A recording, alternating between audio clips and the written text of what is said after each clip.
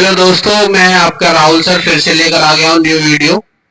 इस वीडियो में हम बात करेंगे अपनी जो पुरानी सीरीज हमारी चल रही है उसे कंटिन्यू करेंगे 10,000 क्वेश्चंस की। अभी हमारा इंडियन कॉन्स्टिट्यूशन का पार्ट चल रहा है। इंडियन ज्योग्राफी, वर्ल्ड ज्योग्राफी की वीडियो बन चुकी है और करंट अफेयर्स की दिसंबर और नवंबर के एमसीक्यू टाइप में क्वेश्चन मैं डाल चुका हूँ। तो दोस्तों, आपका ज्यादा समय ना देते हुए स्टार्ट करते हैं। हमारे 10,000 क्वेश्चंस की सीरीज है। उम्मीद करता हूँ आपको पसंद आ रही होगी और आपके काम भी आएगी। ठीक है, चलो स्टार्ट करते हैं। ये जो एक बार बता देता हूँ कि जो भी भाई पहली बार देख रहा है इस वीडियो को, कि ये जो क्वेश्चन है ये पीवाईक्यू है, प्रीवियस ईयर में पूछे गए क्वेश्चन है जीके के। ठीक है दोस्तों, चलो स्टार्ट करते हैं। देखो, पहला क्वेश्चन हमारा कि वर्तमान समय में भारतीय संविधान के अंतर्गत संपत्ति का अधिकार है एक वैधानिक अधिकार है। ये 2007 में पूछा गया था। वह अधिकार जो संवैधानिक है परंतु मूल अधिकार नहीं है, कौन सा है? संपत्ति का अधिकार। देखो कितनी बार पूछे गए? 4 बार, 2013 में, 1992 में, 1994 और 2000 में। ठीक है, भारत में नागरिकों के मौलिक अधिकारों में संशोधन कर सकता है। कौन कर सकता है? संसद कर सकता है। उच्चतम न्यायालय ने यह धारणा व्यक्त की कि मूल अधिकार व्यक्ति को जैसा उसे सबसे अच्छा लगे उस तरह अपनी जिंदगी की रूपरेखा तैयार करने के लिए सक्षम बनाते हैं। गोलकनाथ बनाम स्टेट ऑफ पंजाब। बाद में एक मौलिक अधिकार नहीं है समान काम के लिए समान वेतन। नेक्स्ट क्वेश्चन हमारा, मूल अधिकारों के परिवर्तन के प्रयोजनार्थ संविधान के अनुच्छेद 12 के अनुसार राज्य की परिभाषा में सम्मिलित माना जाता है दिल्ली स्टॉक एक्सचेंज, भारतीय जीवन बीमा निगम। संविधान के अनुच्छेद 12 के अंतर्गत राज्य है दिल्ली स्टॉक एक्सचेंज। मूल अधिकारों के प्रयोजन के लिए शब्द राज्य में सम्मिलित नहीं है। Institution of constitution and parliament studies, संवैधानिक एवं संसदीय विषयों का अध्ययन संस्थान। नेक्स्ट क्वेश्चन है हमारा, ऐसी विधि जिसके अनुसार जिस व्यक्ति के 2 से अधिक संतानें होंगी वह पंच या सरपंच का पद धारण करने में नियुक्त होगा, एक मान्य विधि है। एक संविधान के अनुच्छेद 14 का अतिक्रमण नहीं करती।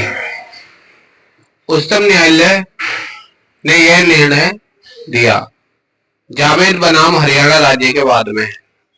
उच्चतम न्यायालय के इस निर्णय के पश्चात संविधान संशोधन द्वारा सामाजिक तथा शैक्षिक दृष्टि से पिछड़े वर्गों के लिए विशेष प्रावधान जोड़े गए हैं। मद्रास राज्य बनाम चंपाकम दोराई राजन। क्रीमी लेयर का सिद्धांत जो किसी जाति के खुशहाल वर्ग को आरक्षण की परिधि से बाहर रखता है प्रतिपादित किया गया था। इंदिरा साहनी बनाम भारत संघ के बाद में। अभिव्यक्ति की स्वतंत्रता के अधिकार में निहित है भारत में प्रेस की स्वतंत्रता। यह निर्णय कि सरकारी कर्मचारियों को हड़ताल पर जाने का अधिकार नहीं है दिया गया टीके रंगराजन बनाम तमिलनाडु राज्य के बाद में। प्राग दोष मुक्ति सिद्धांत संबंधित है दोहरे परिसंकट से। सर्वोच्च न्यायालय ने अनुच्छेद 21 में प्रयुक्त पद विधि द्वारा स्थापित प्रक्रिया की व्याख्या ऋजु न्याय संगत एवं उचित प्रक्रिया के रूप में की है। मेनका गांधी बनाम भारत संघ के बाद में। अनुच्छेद 21 में होने वाली अभिव्यक्तियों का दायरा कानून द्वारा स्थापित प्रक्रिया विस्तारित किया गया था। मेनका गांधी बनाम भारत संघ के मामले में भारत के राष्ट्रपति को मूल अधिकारों के कार्यान्वयन को स्थगित करने का अधिकार प्राप्त है अनुच्छेद 359 के अंतर्गत। ये देखो दोस्तों, ये हमारी मैचिंग है जिसमें बात करें मौलिक अधिकार और भारतीय संविधान के अनुच्छेद। समता का अधिकार अनुच्छेद 14 और 18। वाक स्वतंत्रता अनुच्छेद 19(1) का धर्म की स्वतंत्रता का अधिकार अनुच्छेद 25। संवैधानिक उपचारों का अधिकार अनुच्छेद 32।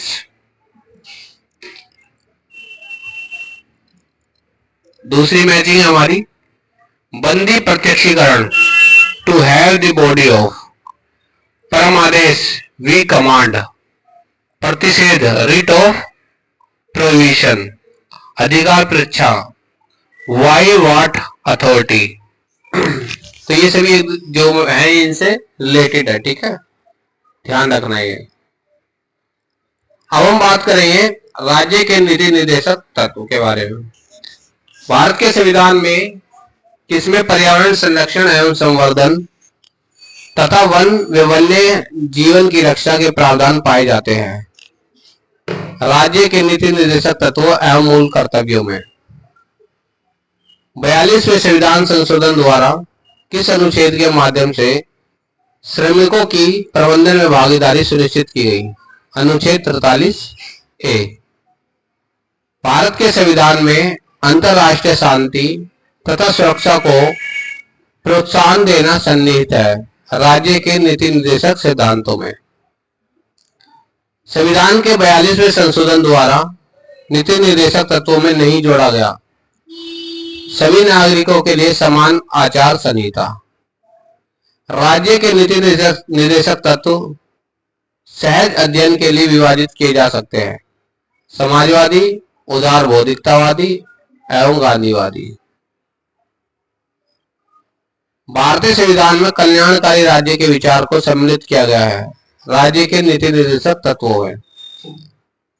भारतीय संविधान का वह संशोधन जो प्रावधानित करता है कि कोई कानून जो राज्य के उन नीति निर्देशक सिद्धांतों को जो अनुच्छेद 39B और C में वर्णित है प्रभावी बनाने हेतु पारित किया जाए। इस कारण से निरस्त नहीं किया जाएगा कि वह अनुच्छेद 14 और 19 में प्रदत्त अधिकारों को सीमित करता है। वह 42वां संशोधन। राज्य का नीति निर्देशक सिद्धांत संविधान के बाद में जोड़ा गया मुफ्त कानूनी सलाह। भारत के संविधान में कल्याणकारी राज्य का आदर्श प्रतिष्ठापित है राज्य के नीति निर्देशक तत्व में। भारतीय कल्याणकारी राज्य होने का विचार पाया जाता है संविधान की प्रस्तावना एवं अन्य राज्य के प्रति निर्देशक तत्वों में। अधिकतम संख्या का अधिकतम कल्याण सुनिश्चित करना उद्देश्य कल्याणकारी राज्य का। राज्य के नीति निर्देशक तत्वों को लागू करना कर्तव्य राज्य का। राज्य के नीति निर्देशक सिद्धांतों का उद्देश्य नहीं है एक धार्मिक राज्य की स्थापना करना। समान कार्य के लिए समान वेतन भारत के संविधान में सुनिश्चित किया गया है एक राज्य के नीति निर्देशक सिद्धांतों का अंग। देखो 1998 में, 2003, 4 में और 2010 में 4 बार पूछा गया क्वेश्चन। राज्य के नीति निर्देशक तत्वों में निहित है पुरुषों और स्त्रियों दोनों का समान कार्य के लिए समान वेतन। ये नीति निर्देशक तत्व है, ठीक है। एक नीति निर्देशक तत्व है समान आचार संहिता। राज्य देश के पर्यावरण के संरक्षण तथा संवर्धन का प्रयास करेगा, ये सम्मिलित है राज्य के नीति निर्देशक सिद्धांतों में। नीति निर्देशक सिद्धांतों में सम्मिलित नहीं है सूचना का अधिकार। राज्य के नीति निर्देशक सिद्धांतों में संविधान शांत है प्रौढ़ शिक्षा के बारे में। राज्य के नीति निर्देशक तत्वों में नहीं है अस्पृश्यता उन्मूलन। राज्य का नीति निर्देशक तत्व नहीं है 14 वर्ष की आयु तक के बच्चों को निःशुल्क शिक्षा। राज्य का नीति निर्देशक तत्व नहीं है नागरिकों व गैर नागरिकों के लिए समान सिविल संहिता। मूल कर्तव्य मौलिक अधिकारों का हिस्सा है, यह कथन है गलत। नीति निर्देशक तत्वों को ऐसा चेक बताया जिसका भुगतान बैंक की सुविधा पर निर्भर करता है। उपयुक्त कथन कहा गया केटी शाह के द्वारा। राज्य के नीति निर्देशक तत्व संविधान की आत्मा है जो संविधान के सामाजिक दर्शन को समाविष्ट करते हैं। उपयुक्त कथन किसने कहा था? ग्रैनविल ऑस्टिन ने, ठीक है। किसने कहा था? ग्रैनविल ऑस्टिन ने कहा था ये। ठीक है दोस्तों,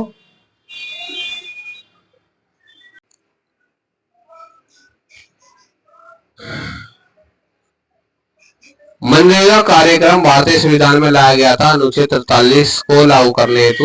संविधान के अंतर्गत काम का अधिकार पाया जाता है राज्य के नीति निर्देशक सिद्धांतों में।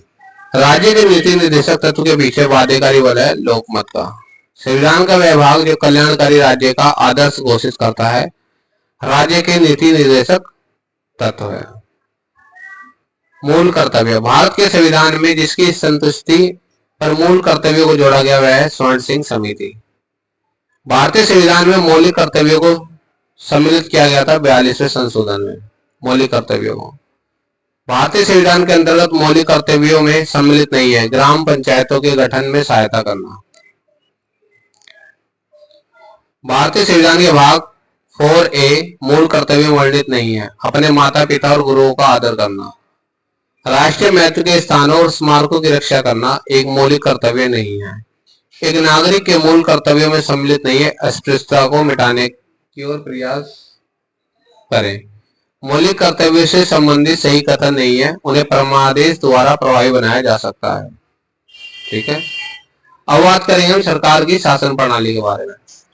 संसदीय व्यवस्था, भारतीय संसद के निचले सदन की अध्यक्षता करता है अध्यक्ष। संसद में सरकारी विधेयक का अर्थ है संसद के दोनों सदनों में से किसी भी मंत्री द्वारा प्रस्तुत विधेयक। भारतीय राजनीति पद्धति के बारे में सही नहीं है राष्ट्रपति पद्धति की सरकार। एक संसदात्मक प्रजातंत्र है भारत। भारत में संसदात्मक व्यवस्था केंद्रीयता से संघवाद की ओर खिसकी 1980 के दशक में। यह एक लोकतांत्रिक गणतंत्र है, इसमें संसदात्मक रूप की सरकार है एवं सर्वोच्च सत्ता भारत की जनता में निहित है। यह सभी मूलभूत लक्ष्य हैं भारत में राजनीतिक व्यवस्था के। विधायिका का कार्यपालिका पर नियंत्रण होता है संसदात्मक शासन व्यवस्था में। भारतीय संविधान की विशेषता नहीं है अध्यक्षात्मक सरकार। गणतंत्रीय अवधारणा से संबंधित नहीं है। सर्वशक्ति एक राजा के समान एक ही व्यक्ति में निहित है, तो गणतंत्र में नहीं होता ऐसा। संघीय व्यवस्था फेडरल सिस्टम, भारतीय संविधान एक सशक्त केंद्रीकृत प्रवृत्ति वाला परिसंघात्मक संविधान है। यह कथन है इसका सर आइवर जेनिंग्स का। भारतीय संविधान अधिक कठोर तथा अधिक लचीले के मध्य एक अच्छा संतुलन स्थापित करता है। यह कथन है केसी वीआर का। भारत के संविधान का संघीय लक्षण नहीं है एक हरी नागरिकता का। संविधान को संघात्मक के तंग ढांचे में नहीं ढाला गया है। यह कथन है A.K. अय्यर का। संघीय क्षेत्रों को प्रतिनिधित्व प्राप्त है लोकसभा का। अध्यक्षात्मक शासन प्रणाली का आधारभूत तत्व है एकल कार्यपालिका। कार्यकारिणी का प्रमुख राष्ट्रपति होता है कार्यकारिणी का प्रमुख राष्ट्रपति होता है। राष्ट्रपति अपने मंत्रिपरिषद का चयन स्वयं करता है एवं राष्ट्रपति व्यवस्थापिका को भंग नहीं कर सकता है। ये सही विशेषताएं अध्यक्षात्मक शासन प्रणाली की।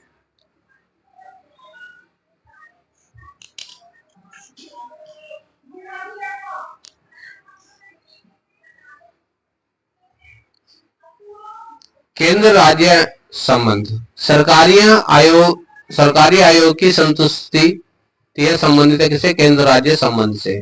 एक नई अखिल भारतीय सेवा के सृजन हेतु संस्तुति करना अनन्य अधिकार है राज्यसभा का। शिक्षा एक विधि विषय के रूप में सम्मिलित है समवर्ती सूची में। सहभागी लोकतंत्र की सही विशेषता नहीं है शक्तियों का केंद्रीकरण। केंद्र एवं राज्यों के बीच वैधानिक शक्तियों का बंटवारा दिया हुआ है 7वीं अनुसूची में। भारतीय संविधान का वह भाग और अध्याय जो संघ और राज्यों के बीच विधायी संबंध के बारे में है। भाग 11 और अध्याय 1। भारत में संघ राज्य संबंध से संबंधित नहीं है। इंद्रजीत गुप्ता समिति। संघ और राज्यों के मध्य संबंधों की समीक्षा करने के लिए गठित हुआ है सरकारिया आयोग। संवैधानिक प्राविधानों पर, परंपराओं तथा व्यवहारों पर, न्यायिक व्याख्याओं पर एवं बातचीत के लिए यंत्र विन्यास पर निर्भर करते हैं भारत में केंद्र राज्य संबंध। ठीक है दोस्तों, नेक्स्ट वीडियो में मिलते हैं। नई वीडियो के लिए चैनल को सब्सक्राइब कर लेना और बेल आइकन प्रेस कर लेना। फिर मिलते हैं नेक्स्ट वीडियो में। बाय।